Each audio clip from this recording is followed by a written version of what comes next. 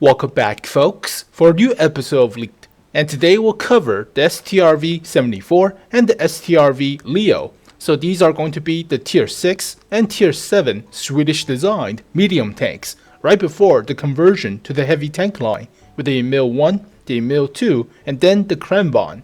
So these are the last of the purely Swedish designed medium tanks before they bought the Strv 81, which are Centurions Mark IIIs, and then the Strv 101, which are Centurions Mark X, and converted the Strv 81s into Strv 102s by upgrading the gun, the L7, and then some other stuff. But that's the medium tanks before they bought the Leopard 2s. So yeah, no more Swedish designed medium tanks after these vehicles. So what is the Strv 74? Well, it's a modification, a straightforward modification of the Strv M42. So they upgraded the turret, added a new turret, a high velocity 75mm, upgraded the tracks and the engines, and there you go. That's the most straightforward upgrade, like the Sherman Firefly or the T-34-100, but yeah, you know what I mean. So putting a bigger gun onto a reliable, proven chassis, and that's your upgraded tank, or T-34-85 to the T-34-76, whatever.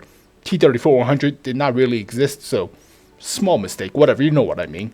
So that's the Strv 74. The Strv Leo is a paper tank, so this was proposed alongside with the TLP-46 as well as the LS-50. So these were proposal blueprints for upgrading or replacing the Strv M42, but they chose the 74 instead. And they also designed the Emil 1s afterwards, but they just bought the Strv 81s afterwards. So yeah, it's a paper tank, weighs about 25 tons, whereas the other proposals are about 30 tons. In the end, the Swedish Army determined that the 30-ton vehicles are not required or needed anymore, so they forego all the plans and it was scrapped. So here are the upgrades to the Strv M42. On the left, this is the first version, which was converted into the Strv 74 with upgraded turret and the long barrel 75 high velocity gun. This is the alternate number 2 that you already know. They mounted the AMX 13's turret onto the M42's chassis, and that's the current Tier 6 premium Swedish medium tank. And the third version is the split turret for the same old chassis. So this is the same upgraded gun with the split turret. You notice that this turret design was on the Emil 1, so this was the initial proposal before they converted it into the Emil 1 and different modifications and other stuff. But they determined that the split turret doesn't have enough protection for the crew, as well as the elements and chemical warfare, so they forgo it and chose the conventional, single turret or non-split turret with the Strv 74. So that was converted into a mock-up right here, and they built the actual turret with the long barrel 75. So that's the Strv 74, which supplemented the Strv 81s, which also supplemented the S-Tank until the Swedes bought the Leopard 2 A4 with Strv 121 or 122. 122 is the Strv Leopard 2 A5 modification, so it's the 121. So many numbers. But here are the in-game models of the 74. So it looks like a Bulldog's turret slightly onto a M42 chassis. Okay, I mean, it's alright. But here are the HD screenshots of this vehicle. So it's okay. Looks like a Cheery or some sort of Japanese/French mix. The color suggests it is, but whatever. And here are the HD renders of this vehicle. You probably already saw it, so nothing to see here. And here are the proposals for the 30-ton and the 20-ton tanks. So they chose a tank destroyer as well as a medium tank. So the TLP-46 is a modification of the Leo's chassis into a tank destroyer, as you can see right here. And the actual Leo is at the bottom. But I do not know that much details about the intermediate designs before the Emil 1 and the Emil 2. So I highly recommend you checking out SP15's article on all the Swedes. So if you haven't noticed, in the previous Swedish leak videos, I always posted the link to SP15's profile page on the forums. So you can check out his forum posts and all the articles he's written. He's a very awesome aficionado of the Swedish vehicles. So go to the description below and check out his profile. But yeah, these were designs of the intermediate medium tanks and tank destroyers before they adopted the Emil 1, and then they canceled the Emil 1 for the STRV 81s. So here are the in-game model. It looks like a larger M42, which it was based on, but yeah, looks like a flat T20. Yeah, I'm going to compare this vehicle to the T20 a lot. So this is the Swedish T20 in essence. But it's relatively okay in size, not that big based on this screenshot right here. It has a big turret too, so it looks kinda unbalanced, but whatever. So here are the collision models for the 74. As you can see, it doesn't appear to be double layer matlet, only a strengthened quote-unquote 50mm at the center, whereas the previous matlets are entirely 50mm, so it's kinda okay, awkward, whatever. But the matlet is pretty big, about 30mm. It should have armor underneath, but who knows. So the max armor is only 50mm, and that's weak, so you'll get penetrated. But with the new overmatching and penetration mechanics that's coming with the Swedish vehicles to buff the S-tanks, it could buff this vehicle as well, because it has 15 degrees of gun depression, and with it, this part of the turret and these parts on the cheeks are well sloped if you go full 15 degrees of gun depression using a hill to block your hull. But who knows, we have to test that on the test server. So this turret may be good, but needs to be proven. Also, same concept as the Sherman Firefly or T-34 85s or 100s, putting a bigger gun with a new turret onto a same old proven chassis, medium tank chassis. So that's the whole basis of the STRV 74. So here's a comparison with the Sherman Firefly. As you can see, the turret is only 20mm at the cheeks and 30 at the top. So not gonna bounce a lot of shots. Hull armor is only 55-ish. So yeah, you can take a look at the calculation of the armor, but it's not gonna bounce a lot of shots. It's a medium tank, so don't get too exposed. Also, the cupola is rounded about 30mm, so not that thick.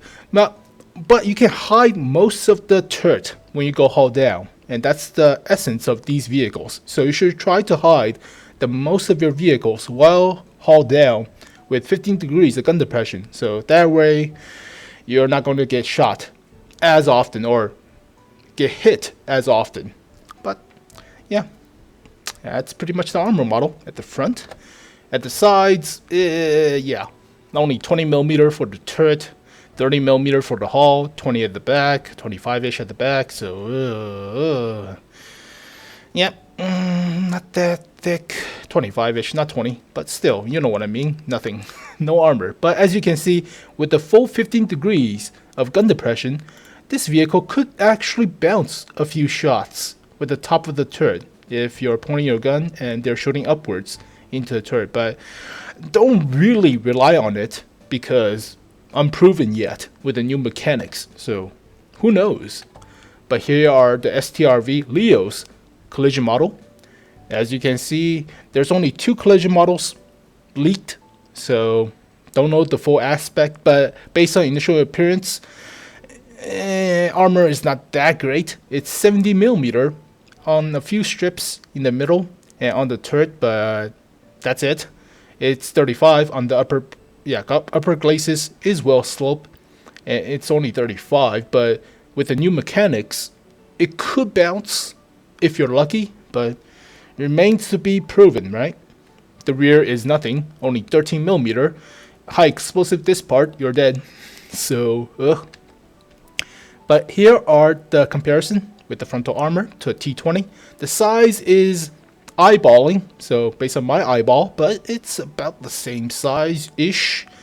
So frontal armor is about 100mm on the turret, but don't rely on it. And tier 7 will face tier 9s, so they laugh at your armor whatsoever. Turret cheeks are, this orange part is about 102, slope backwards, but still only 35. Based on the new mechanics, we could bounce a few shots, don't rely on it, yada yada yada. Turret ring is about 80mm, 90ish effective. Upper plate is well sloped to give you about 80mm effective, but it remains to be proven. Yet again, lower plate is about 80 with the 70mm, so it's about the same as the T20. Slightly less armored, but I mean 89 is the same as 70. So, Here's the rear, so nothing to see here. Turret sides are sloped, but it's only 35 on the turret and 30 on the hull. So, meh. Large engine deck means artillery shells will destroy the engine, or any shots to the rear will easily penetrate and destroy the engine. Oh well. So here are the main stats for the Strv 74. It's going to be a tier 6 normal Swedish medium tank, has a crew of 4, will cost you 900,000 credits, has 750 health, which is average, engine power is 340, weighs 26 tons, so the horsepower per ton ratio is iffy, 13.08. This is worse than the Sherman Firefly's 13.4 something, so it's even slower to rev up. Be cautious. Top speed is only 45, reverse is 20, so below average to average. Hull traverse is 30 degrees per second, below average. Turret traverse is 37.5, which is average. Terrain resistance is below average for hard, but above average for soft. So it's relatively meh, mediocre average. View range is average, 360. Radio is standard. Camouflage rating is 20.9, that's the average, so you're not that sneaky. Hull armor is 55 at the front, 30 at the sides, 20 at the rear. Turret armor is 20 all the way around, so yeah, it's not that fast. Has a 75mm with 42 rounds, and that's kind of a problem, so we'll talk about it. But fires AP, APCR, and high explosive. Penetration is slightly above average, 148, and gold shell is pretty good, 207. So yeah, tier 8s could penetrate most tier 8s, but it's not the same gun as on the IKV 65, so don't depend on it. Damage is only 150, so yeah, the usual tier 6 gun. Rate of fire is kind of low, about 12 rounds per minute, so DPM is 1770. So yeah, that's below average quite a bit if you compare it to Sherman EZ8. So reloads every 5 seconds, pretty much as 4.5 seconds with a gun rammer. Accuracy is actually the best of tier 6 mediums, 0.316. So that's very accurate for this gun. But aim time is also pretty good as well, 1.73 seconds. Gun depression of 15 degrees. Amazing. Elevation is about 20ish, should be, but needs to be confirmed. The stats did not show it. So here are the main stats for the Strv Leo. So as you can see, it's a tier 7 normal Swedish medium tank, has a crew of 4, normal matchmaking, will cost you 1.4 million credits, has 1,100 hit points, engine power is 650, so horsepower per ton ratio of 25 tons, is only 25.68 only, but yeah, that's actually pretty good. So top speed of 60 kilometers per hour, reverse of 20, so this is pretty fast of a medium tank.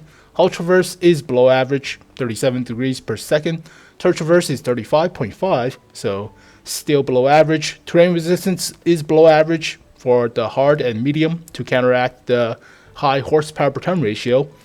Soft terrain is above average, so it doesn't get bogged down. But yeah, it's a fast medium tank with a view range of 370 meters. Radio range is standard. Camouflage rating is above average, so it's kinda sneaky. Hull armor is 70 at the front, 30 at the sides, 20 at the rear, and turret armor is 70 at the front, 35 at the sides, and 20 at the rear. Has a 100mm gun with only 35 rounds. So it's like the T-34-100 or the T-34-1. It's a large caliber gun, but this vehicle has more alpha. So fires AP, APCR, and high explosive. Penetration is average, 155mm, but the gold shell is kinda insufficient, 194mm. So, but the alpha is big, 300 alpha per shot. So, yeah, it's a big gun. I mean, it fires a large shell. DPM is about the same as the Tier 6 though, so 1722. Reloads every 10 seconds with the gun rammer, so I mean, it's a big alpha, but you're only firing like 6 rounds per minute, so accuracy is also below average, 0.384.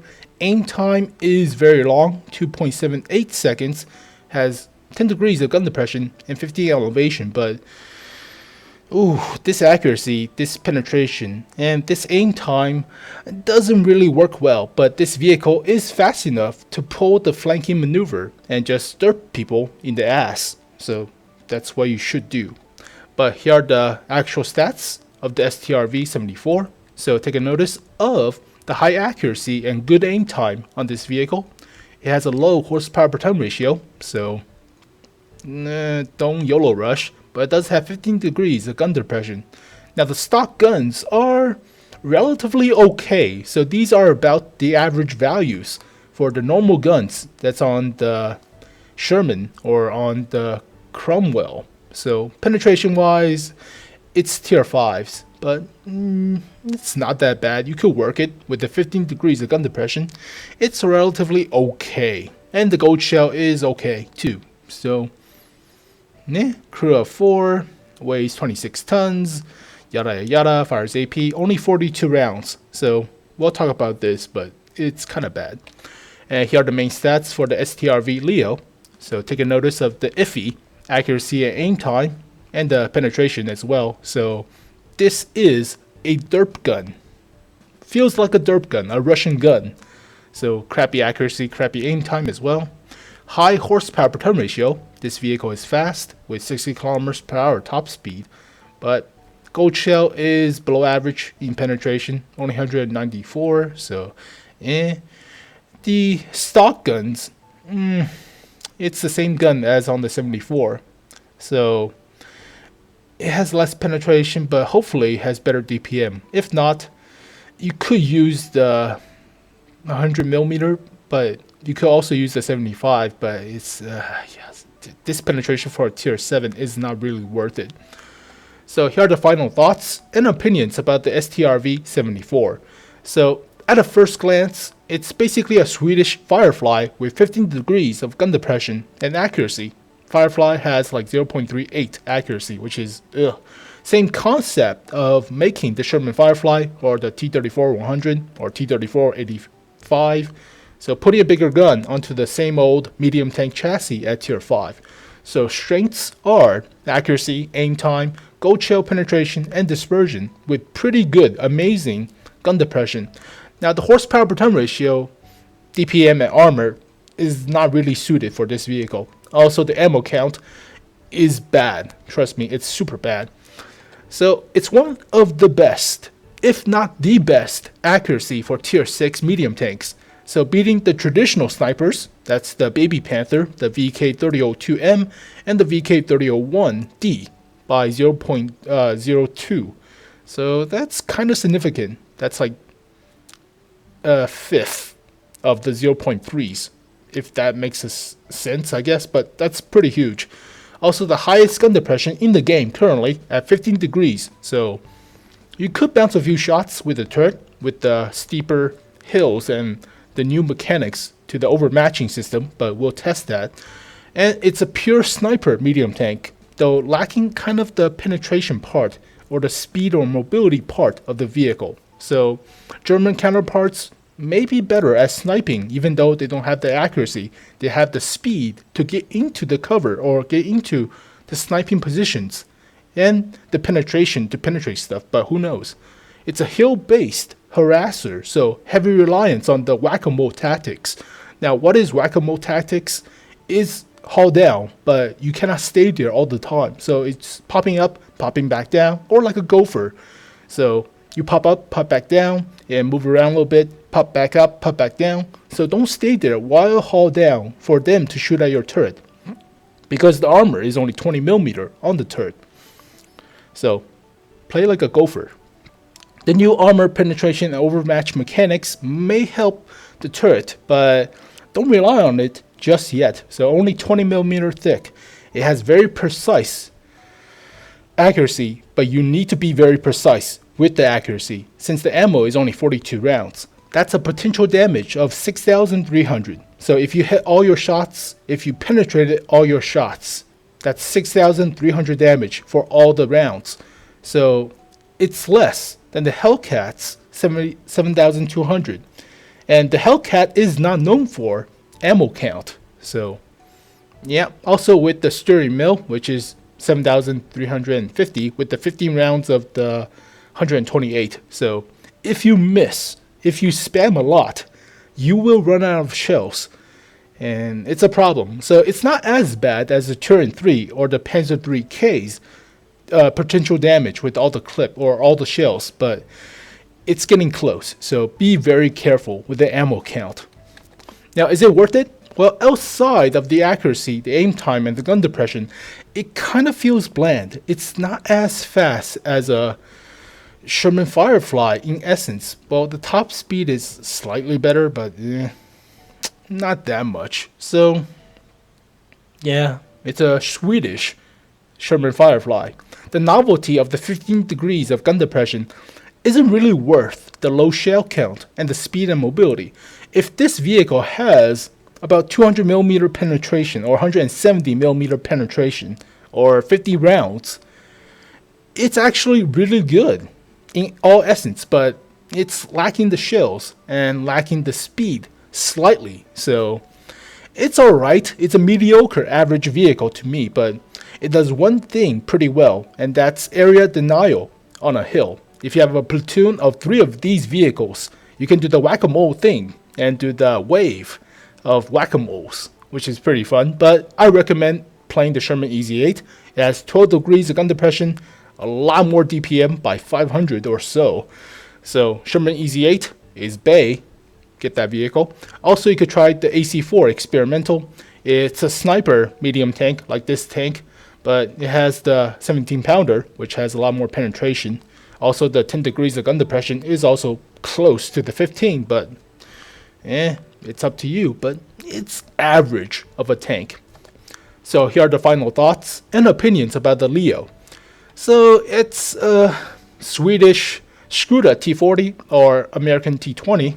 So basically, even more dramatic emphasis on the speed and the derpiness of the gun. So it's a hard deviant from the Strv 74 or the heavy tanks, because this vehicle relies on the speed to make use of the penetration, whereas the heavy tanks are more haul down. Same goes for the Strv 74, and they just prevents you from going into the hills.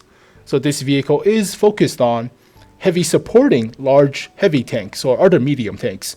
So it has high horsepower per ton ratio, good top speed, soft terrain resistance, alpha, dispersion is actually quite good from the screenshot, but the traverse is lacking, DPM is lacking, accuracy, aim time, ammo count, and the armor. So it's a flanking wolf packing medium. So it's fast to rev up, highest horsepower per ton ratio for a tier 7 mediums, and packs a heavy punch, one of the highest alpha other than the KV-13's derp gun, the 122 derp gun firing the high explosive anti-tank, or the A44, I believe, with the same 105 or 107 that's on the A44.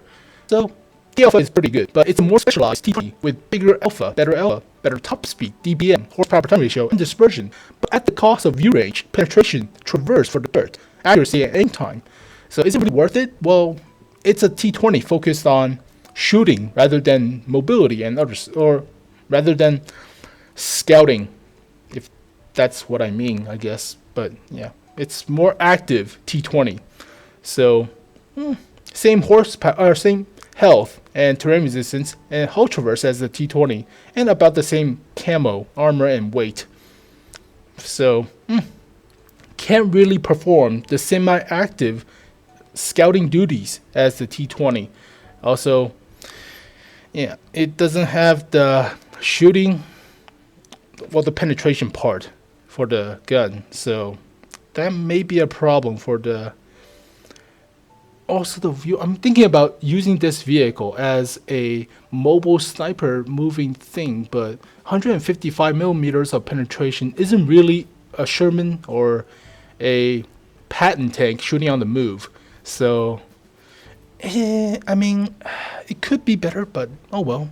It's a city-based harasser. It's a heavy reliance on distractions and covers. So you need your teammates to take the hits or take the attention away from you to go flanking and shooting at rear ends or side armor. But 155, it's okay, I guess. But potential damage of 1,000 or 10,500 and slow reload means you don't have the same much problem as the ammo count on the STRV-74. So the reload time prevents you from actually spamming the shots.